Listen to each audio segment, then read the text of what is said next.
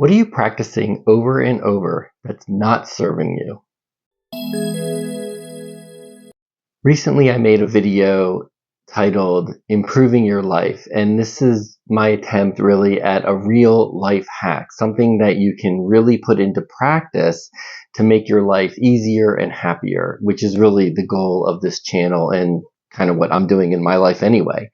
And this real life hack was really all about practicing. And as I was thinking about the video and editing the video, what came to mind more and more is what kinds of things are we practicing over and over again that are not serving us? So that first video was really about how to improve your life, how to make it better. But I think so often we're doing things in life that are not serving us. And whether we're doing these things consciously or more likely unconsciously, they're actually detracting from our lives. So often we have these negative thoughts that are going over and over in our head. And as we continue to practice those negative thoughts, we're reinforcing those ideas, those behaviors, and we're actually reinforcing the chemical pathways. We can get addicted to the chemicals of those feelings, and that's what gets stored throughout our body. This is in, a lot of the more recent research in the last 5 and 10 years about how emotions get trapped in the body and how we get addicted to these peptides, these feelings that happen. I don't know if it's the peptides or the hormones or what exactly the chemical is, but we're creating our own chemicals.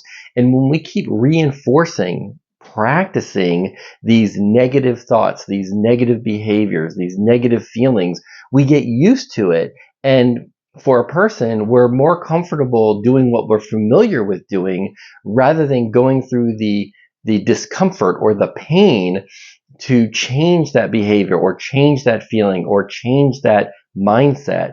So again, it comes back to practice. And what are we practicing over and over again that's not serving us?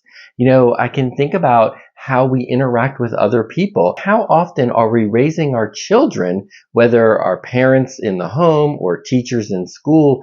We're raising them with shame and judgment on a day-to-day basis. This is what the parent or teacher is practicing over and over. They're practicing shaming, they're practicing judging. And how does that feel to the child or to the student? It doesn't feel good, but we keep reinforcing that negative interaction. We keep reinforcing the judgment, which causes pain in that person. And our human brain cannot distinguish between physical pain and emotional pain. All our brain knows is, I'm in pain, do something about it right now. And in the absence of knowing how to really connect and love and not shame and not judge, then that child is going to end up turning to a behavior of some kind to try and ease their pain. And then that behavior they start practicing, whether it's tantrums or arguing or biting or kicking or yelling or screaming or just being defiant, whatever that behavior is, they're practicing that over and over to deal with their pain. And then too often that behavior ends up getting translated to much later in life. And that's the behavior that they default to over and over, even though the pain is not directly there as an adult, but it might get triggered by some event that's happening later in life. It triggers that old pain, and then that behavior that they practiced over and over and over again, that is what they will display or present. We do this all the time with other kinds of behaviors that we're practicing. Thinking about after a meal, after dinner, I like to have a little piece of chocolate or something a little bit sweet. And then I start practicing that behavior. It's not serving me, but I get used to it. I practice it. Then I long for it. I look forward to it. And then that's the behavior that I'm practicing. I was thinking more recently in the last couple of weeks about what's my perfect routine for my day? And I want to keep practicing those things in my life that really bring me joy, kind of like the little cup and saucer, just little things that help me improve my day that I want to practice. But what are the things that I'm practicing that aren't serving me? And I don't even realize it sometimes, but when I wake up in the morning, I might practice scrolling on my phone, scrolling through Facebook, scrolling through LinkedIn, maybe watching more videos on YouTube. And before I know it, I'm in bed for an extra 30 to 60 minutes after I've woken up. And I don't want to do that, but I get in that habit. I've got to stop that habit. I've got to stop that practice. And by realizing this, I can now intervene consciously, but I have to be aware of it, and I have to have it in mind, practice it in mind, to be aware and to look for that behavior, so then I can undo it and start practicing the behavior that I really do want to do. I mentioned a second ago about eating something sweet after dinner. How often do we default to a practice of eating ice cream or chocolate or cake when we're upset or lonely or depressed? And we start practicing that behavior. So then anytime we experience a certain feeling, we go to a certain behavior, and it's a behavior that we don't want to be practicing, but we keep reinforcing it, right? How often do we see other people practicing drinking alcohol after a hard day at school or work, really? And then we start practicing having a drink at the end of the day, and we practice it over and over. And is that really serving us? Sure, I get everything in moderation. Actually, I don't really believe in that, but that's what a lot of people subscribe to. So, and I get that, but is that drinking of the alcohol on a regular basis after a hard day's work, is that really serving you? And is that behavior that you're doing as an adult, let's say, what are you practicing and role modeling for the child? So this really applies to, nearly everything, just like the video about practicing things that are good for you and adding to your life.